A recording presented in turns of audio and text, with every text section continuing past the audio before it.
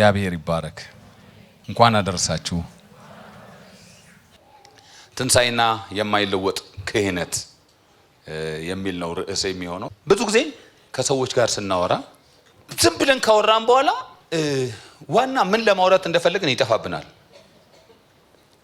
ማለት በቃ እኔ አንድ ጊዜ ሰው ጠይቆኝ ያውቃል። በቃ አወራንና ዝም ብለን እናወራለን። ይሄ ከዛ ይነሳል፣ ሰበር በመሃል የሆነ ወሬ ይገባል። ከዛ በኋላ እና ሁለታችንም ሚስ አድርገናል ምን ለማለት እንደፈለግን እና ግን እሱ ትንሽ ነገር ጊልቲ ኮንሽስ ተሰማውና ግን የምናወራበት ዋና ነጥብ ምንድነው አለኝ። ብዙዎቻችሁ እንደዚህ ገጥማችኋል። ዋና ነጥብ ሳይኖራችሁ ብዙ አውርታችሁ ታውቃላችሁ። ጌታ ምህረት ያርግላችሁ። ብዙ ጊዜ እናወራለን እንደሱና የዕብራውያን ጻፊ ብዙ ነገር ጀመረና ብዙ ነገር አወራ። ብዙ ነገር ከዚህም ያነሳል፣ ከዛም ያነሳል፣ ከዚህም ያነሳል፣ ነቢያትን ያነሳል፣ መላእክትን ያነሳል፣ ሙሴን ያነሳል፣ ኢያሱን ያነሳል፣ የመቅደስ ዕቃዎችን ያነሳል፣ መታጠቢያውን እንትኑ ምና በቃ ማያነሳው ኢሹ የለም።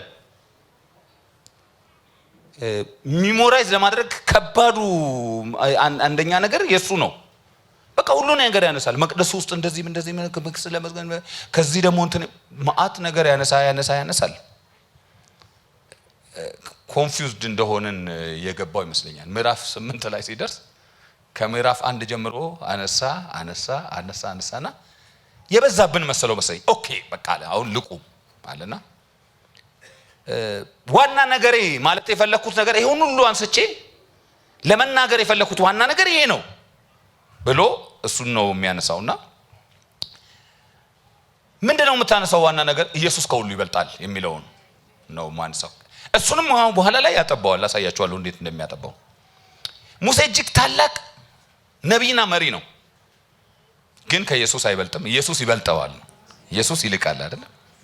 ኢያሱ አውርሷል፣ ግን ከኢያሱም ኢየሱስ ይበልጣል። ብዙ ደግሞ ካህናት ነበሩ፣ በጣም ማይት የሆኑ ካህናት ነበሩ። የሚያቀርቡትም መስዋዕት በጣም ብዙ ነበር፣ ግን ኢየሱስ ከነሱም ይበልጣል። መቅደስ መሰዊያም ነበር፣ ኢየሱስ ከመቅደሱም ከመሰዊያውም ደግሞ ይበልጣል እያለ ያነሳቸዋል። ኦኬ ምንድነው? ለምን ማወዳደር ይሄ ሁሉ አስፈለገ? ምን ለማለት ፈልገን ይሄ ሁሉ ነገር ይሄ ሁሉ ንጽጽር ማለት ለኛ አሁን ጥያቄ አይሆንብን። ኢየሱስ ከሙሴ ይበልጣል ስላችሁ እናንተ ድሮስ ነው የምትሉት። ድሮስ አይበልጥም እንዴ? ለነሱ ግን በወቅቱ ለነበሩ በተለይ ለዕብራውያን አማኞች በዚህ አስተሳሰብ ይኖሩ ናቸው። ሙሴ ካሉ ስለ ሙሴ ከተነሳ ትዝ የሚሏቸው በጣም ብዙ ነገር ይነዝራቸዋል። መቅደሱ ከተነሳ ስቲል መቅደሱ በመካከላቸው ስለነበር የሆነ ነገር መስዋዕት ካላችኋቸው ስቲል ስርዓቱ አለ። ላይቭ ነው። አሁን እንደኛ ላይቭ ነው፣ ስርዓቱ ላይቭ ነው። ካህናቶቹ አሉ፣ ሁሉ ነገር ያማልላል። እና በዚህ ሁሉ መካከል ሆኖ ኢየሱስ ከነዚህ ሁሉ ይበልጣል። እነዚህ ነገሮች መጥፎ ናቸው አላለም። እግዚአብሔር ራሱ የሰራቸው ስርዓቶች፣ እግዚአብሔር ራሱ የመረጣቸው ሰዎች፣ እግዚአብሔር ራሱ ያበጀው ተግባር ነው። እነዚህ ነገሮች መጥፎ ናቸው ሳይሆን ኢየሱስ ከነዚህ ሁሉ ይበልጣል። ምንድነው የሚላቸው? እንግዲያስ እናንተ የዕብራውያን አማኞች ከኢየሱስ በሚያንስ በምንም ነገር ልባችሁ አይረፍ። እናንተ አማኞች ናችሁ አይደለም? ስለዚህ ከኢየሱስ በሚያንስ ካህን ቢሆን፣ መቅደስ ቢሆን፣ ነብይ ቢሆን፣ መሪ ቢሆን፣ ሪቫይቫል ቢሆን ጥሩት፣ ደርድሩት፣ በምንም ከኢየሱስ እነዚህ ሁሉ ነገሮች ከኢየሱስ ያንሳሉ። ኢየሱስ ከሁሉ ይልቃል። ስለዚህ ከኢየሱስ በሚያንስ በምንም ነገር ልባችሁ አይረፍ ይልና አሁንም ሲያጠበው ምዕራፍ 8 ላይ ሲመጣ አጥብቦት የሚናገረው ምንድነው? እንግዲህ ከዚህ ሁሉ ከምናገረው ዋና ነገር እነዚህን ሁሉ አነሳውላችሁ፣ ሙሴን አንስቻለሁ። ያስ ዋና ግን መናገር የምፈልገው ነገር ስለ አንድ ነገር ነው ይላል። ያ አንድ ነገር የዚህ የዕብራውያን መጽሐፍ ብቻ ሳይሆን የአጠቃላይ የወንጌል ዋና ነገር ነው። ያ ነገር ምንድነው? የጌታችን ኢየሱስ ክርስቶስ ሊቀ ክህነት። እስቲ ኢየሱስ ሊቀ ካህን ነው በሉ። የኢየሱስ ሊቀ ካህንነት፣ የኢየሱስ መካከለኝነትና አማላጅነት የጴንጤና የኦርቶዶክስ ክርክር እንትን አይደለም። በቃ የክርስቲያኒቲ ኮር ነው። ክርስቲያኒቲ ከዚህ ውጪ ክርስቲያኒቲ መሆን አይችልም። በነገራችን ላይ ከሰዎች ጋር በቃ እንደው ለመግባባት ብዬ የኢየሱስን አማላጅነት ሊቀ ካህንነት ወደ ጎን ባተውስ ብል ወይ ክርስቲያን መሆን ወይ አለመሆን እንጂ ክርስቲያን ሆኖ ከሊቀ ካህንነቱ ውጪ መሆን አይችልም። ክርስትና ከዚህ ውጪ መሆን አይችልም። መቼም ብዙ ነገሮች እንዳልኳችሁ ዘርዝረን ዋና ነገር እንዳለን ሁሉ እኔ ይላል። ይሄ ሁሉ ነገር አንስቻለሁ አይደል? አዎ ከተናገርነው ዋና ነገሩ ይሄ ነው። የትኛው ይሄ ነው ብሎ ስፔሲፊክሊ ይናገራል። ምንድነው ያው? በሰማያት እስቲ በሰማያት በሉ። ጮክ ብላችሁ በሰማያት በሉ እስቲ። የት ነው አድራሻው? በሰማያት። መካከላቸው ያለው ውስጥ መቅደስ ውስጥ አይደለም፣ ድንኳን ውስጥ አይደለም፣ በሰማያት። ሙሴ እንዳየኸው ምሳሌ እንድትሰራ ተጠንቀቅ ብሎት እግዚአብሔር ባሳየው ምሳሌ መሰረት የሰራ ጥንቅቅ ያለ መቅደስ አለ። እዚያ መቅደስ ውስጥ ያለ ካህን አይደለም፣ በሰማያት። ሃሌሉያ! እስቲ በሰማያት በሉ። በሰማያት ብቻ ብሎ ብቻ አይደለም፣ አሁንም ኳሊፋይ ያደርገዋል የት እንዳለ። በሰማያት ብቻ ይምሰላችሁ። የት? በሰማያትም በግርማው ዙፋን ቀኝ። ሃሌሉያ! ኢየሱስ በግርማው ዙፋን ቀኝ ተቀምጧል። ካህን ነው እኮ፣ ካህን ነው። ካህናት ያውቃሉ። የሚያውቋቸው ካህናት ግን ዘወትር በመቅደስ ውስጥ የሚቆሙ ካህናት ናቸው። አሁን ግን የተቀመጠ የውም የተቀመጠ በሰማያት በግርማው ዙፋን ቀኝ የተቀመጠ ያረፈ ካህን አለን። ክብር ለእግዚአብሔር ይሁን። ስራውን የጨረሰ ካህን አለን። አሜን ነው። አዎ አለን ይላል። እንደዚህ ብቻ አይደለም ያለው፣ እንዲህ ያለ ታላቅ ሊቀ ካህን። ይሄ ቃል እኔ አሁን አለ ቢል ምንም አይደለም። እኔ በጣም የሚያስደንቀኝ ቃል የቱ እንደሆነ ታውቃለህ? አለን አይደል? ፐርሰናል ነው የሚያደርገው። አለን። ስለ ሊቀ ካህንነት ሲያነሳ አይታችሁ እንደሆነ ዕብራውያን ላይ ይገባናል አለን ሁለት ጊዜ ይናገራል። አንድ ጊዜ ብቻ የለንም ይላል። የሌለንን አሳያችኋለሁ። አለን። እንዴት ያለ ያለን? ቅዱስ፣ ያለ ተንኮል፣ ነውር የሌለበት፣ ከኃጢአተኞች የተለየ፣ ከሰማያት ከፍ ከፍ ያለ እንደዚህ ያለ ካህናት ሊቀ ካህናት ይገባናል ይላል ምዕራፍ 7 ቁጥር 26 ላይ። እንደገና አሁን ያነበብነው በሰማያት በዙፋኑ በግርማው ቀኝ የተቀመጠ ሊቀ ካህን አለን ይላል። እንደገና በእግዚአብሔር ቤት ላይ የሆነ ታላቅ ካህን አለን ምዕራፍ 9:1 ላይ። የለንም ደግሞ ይላል። የለንም። የሌለን ምንድነው? ራሱ እኮ ሊቀ ካህን ነው፣ ግን የለንም። ምንድነው የሌለን? ከኃጢአት በቀር በነገር ሁሉ እንደኛ የተፈተነ ነው እንጂ በድካማችን ሊራራልን የማይችል ሊቀ ካህናት ግን የለንም። አለን የለንም። አይገርማችሁም? ዋው ወገኖች ሆይ ጌታችን ኢየሱስ ክርስቶስ በምድር እንደነበሩት እንደዛ ደካማ አንደርስታንድ እንደማያደርጉን ሊቀ ካህናት አይደሉም። ኢየሱስ እንደሱ አይነት ካህን አይደለም እኛ ያለን። እንደሱ አይነት ካህን እኛ የለንም ይላል። ታላቅ ካህን እንደዚህ አይነት ግን ሊቀ ካህናት የለንም። የዕብራውያን ጻፊ ጳውሎስም ደግሞ የዕብራውያን ጻፊ ማንነቱን በግልጽ ስለማይለይ ነው የዕብራውያን ጻፊ ምለው። ጳውሎስም በመልእክቶቹ ላይ አንድ አይነት ነገር ነው የሚያነሱት። ይሄ የኢየሱስ ክርስቶስ ሊቀ ካህንነት ከትንሳኤው ጋር የተገናኘ ነው። ምክንያቱም በሰማያት ያለፈ ሊቀ ካህን ነው ያለው። አሁን በምድር የሚያገለግል በምድራዊ መቅደስ የሚገባ የሚወጣ ካህን ሳይሆን በሰማያት ያለፈ ካለፈ አልፏል። ወደ ሰማይቱ በእጃል ወዳልተሰረችው መቅደስ ከገባ የለም ማለት ነው። መቃብር ውስጥ አይደለም ያለው ሊቀ ካህናችን። ሞቶ ቢሆን ኖሮ በምድር ከነበሩት ሊቀ ካህናት ካንዳቸውም አይለይም ነበር። ከአሮን ልጆች ጋር አንድ አይነት፣ ከሌዊ ቤተሰብ ጋር አንድ አይነት ነበር። ከሌዊ ዘር ጋር አንድ ነበር የሚሆነው። ኢየሱስ በቃ ደግሞ እኮ የሌዊ ዘር ሆኖ አይደለም እንደዚህም የሆነው። ግን ሞቶ ቢቀር ኖሮ ከካህናት አንድ 40 ቢኖር 41ኛ ካህን ነበር። ኢየሱስ ግን እንደሱ አይደለም። መቃብር ውስጥ ስለሌለ በሰማያት ያለፈ ታላቅ ሊቀ ካህን ስለሆነ ሃሌሉያ። እሱ እንደነሱ አይደለም። እነዚያ ካህናት ይለያሉ። ታውቃላችሁ፣ ማስታገሻ ናቸው። አንቲፔን ፓናዶል ናቸው። ወይም አድቪል ናቸው። ስትታመሙ ትውጧቸዋላችሁ። ከዛ ሲሻላችሁ መድኃኒቱ ሲሄድ እንደገና ያማችኋል። እንደሱ ማለት ናቸው። መስዋዕት ያቀርቡላችኋል። ጊዜያዊ ረፍት ይሰማችኋል። ከኃጢአት የነጻችሁ ይመስላችኋል። ህሊናችሁን ግን ፍጹም ሊያደርጉት አይችሉም። ደግሞ መስዋዕት፣ ደግሞ ካህን ያስፈልጋችኋል። እሱ ግን አንዴ ብቻ። አይገርም? እሱ አንድ ጊዜ ለሁሉ ጊዜ። ለምንድን ነው ልዩነታቸው? እንደዚህ ነው። እርሱ ግን የማይሞት ስለሆነ ነው። እሱ ምን የሚል የማይሞት ስለሆነ። እስቲ የማይሞት ስለሆነ በሉ። የማይሞት ስለሆነ ለዘላለም የሚኖር ስለሆነ እሱ የማይለወጥ ክህነት አለው። እነዚያ ግን ሲለዋወጡ አሮን ሲሞት የአሮን ልጆች ሲመቱ የነሱ የልጅ ልጆች ሲለዋወጡ ነው የኖሩት። ቋሚ አይደሉም። አትተማመኑባቸው። ይሄኛውስ የማይሞት ነው። ደግሞ የሚገርመው እንደሱ ብቻ አይደለም እኮ የማይለወጥ ክህነት ብቻ አይደለም። በሚሻል ተስፋ በሚሻል ኪዳን የሚሻል አገልግሎት ነው ያለው። በጣም ደስ ይላል የሁለቱ ነገር። የሚሻል ተስፋ የሚሻል ኪዳን የተሻለ አገልግሎት ነው ያለው። ሊቀ ካህኑ እንደነሱም አይነት አገልግሎት አይደለም። አዎ መሞት ብርቅ ነው ወይ? እርሱስ አልሞተም ወይ? አዎ ሞቷል። እንደነሱም ሞቷል። ሰይጣንም የመሰለው ነው በቃ ተረኛ ካህን እስኪመጣ ድረስ ነው ምናምን ብሎ ሞቷል። ግን እሱ ሞቶ አልቀረም። ዛሬ ሴሌብሬት የምናደርገው እሱን ካህናችን ሞቷል። አዎ ሞቷል። ግን ቢሞት ኖሮ በቃ እንደሱ አለ። ኢየሱስ ተነስቷል ምንለው ለዚህ ነው።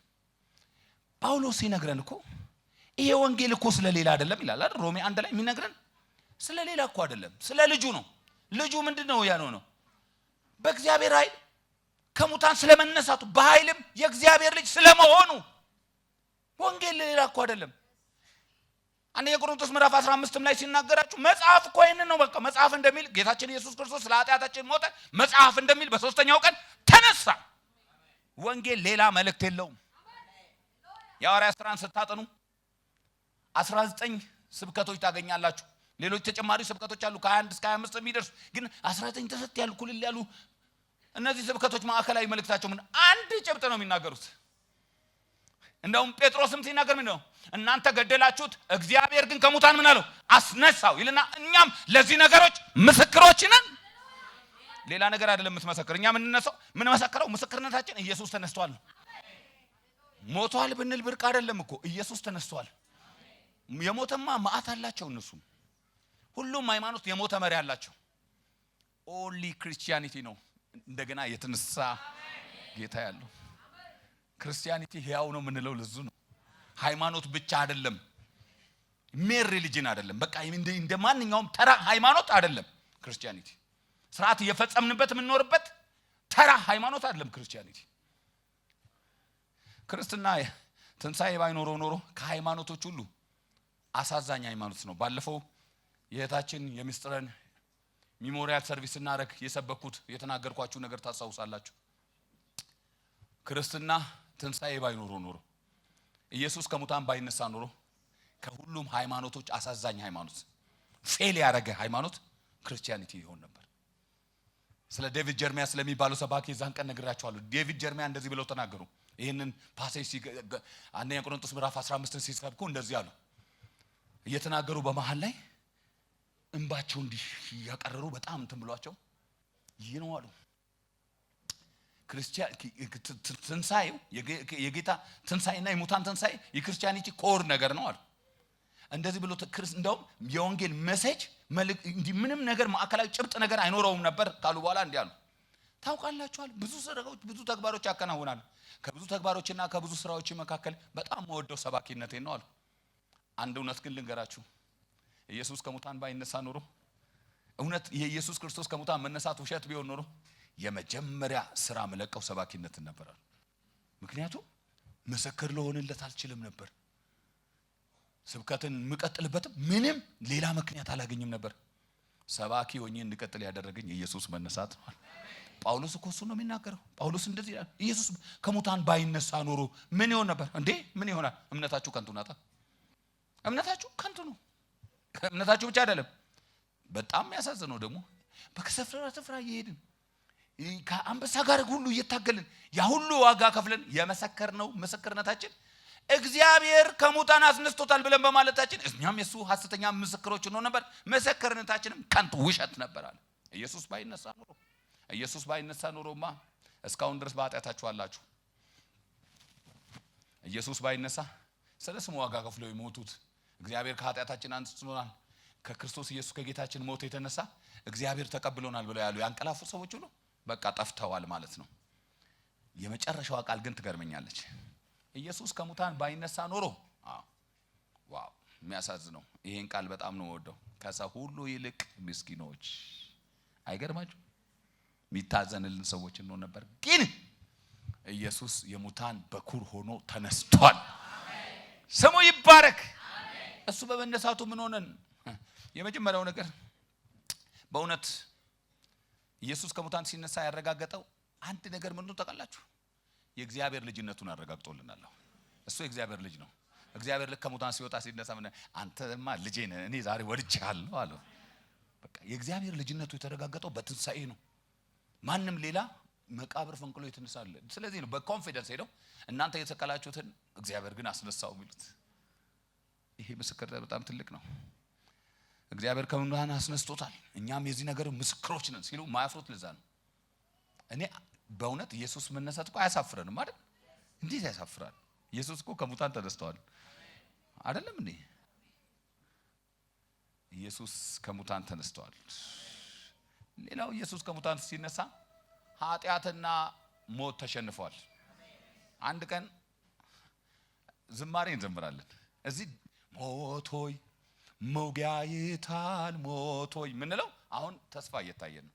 በኋላ ግን አንድ ቀን ቆመን እንዘምራለን አይደል? እንደዚህ ነው ሞት ሆይ መውጊያ ይታል፣ ሲኦል ሆይ ድል መንሳት ወዴታል። የሞት መውጊያ ኃጢአት ነው፣ የኃጢአትም ኃይል ሕግ ነው አይደለም?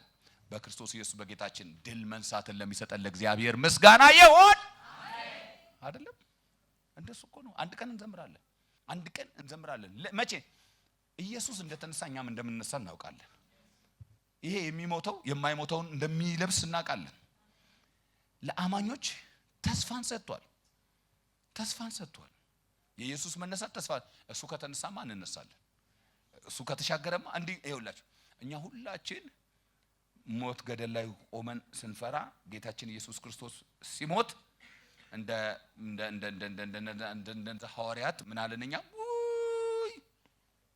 እኛማ ይቤጀናል ብለን ተስፋ ያደረግነው ነበር። ያው ከሞተ 3 ቀኑ ምናምን ስንል እኛም በቃ እኛም ተከተለን መግባታችን ነው ገደሉ ስል ከፊታችን እሱ በኩር ሆኖ ቀድሞ ተነሳ። ስለዚህ አሁን የተስፋው ነን ማን እሱ ተነስቷል እንነሳለን ብለው ሐዋርያቱ ሰበኩ።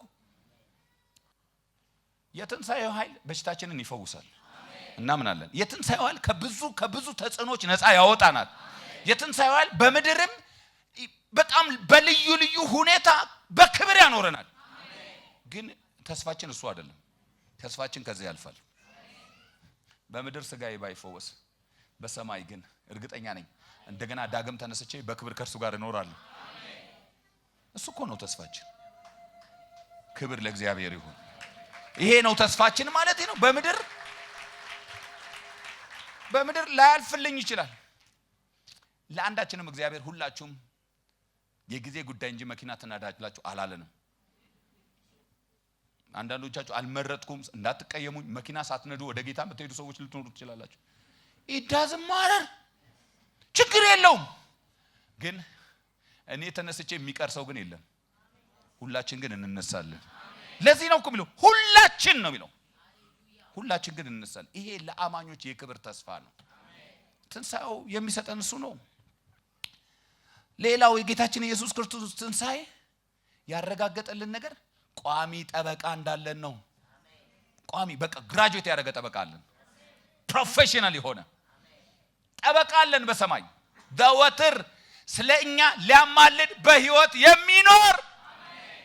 እነርሱ ግን እንዳይኖሩ ሞት ስለከለከላቸው ይልና ስለኛ ካንግት ሲናገር እርሱ ግን ስለነርሱ ሊያማልድ ዘወትር በሕይወት ይኖራል።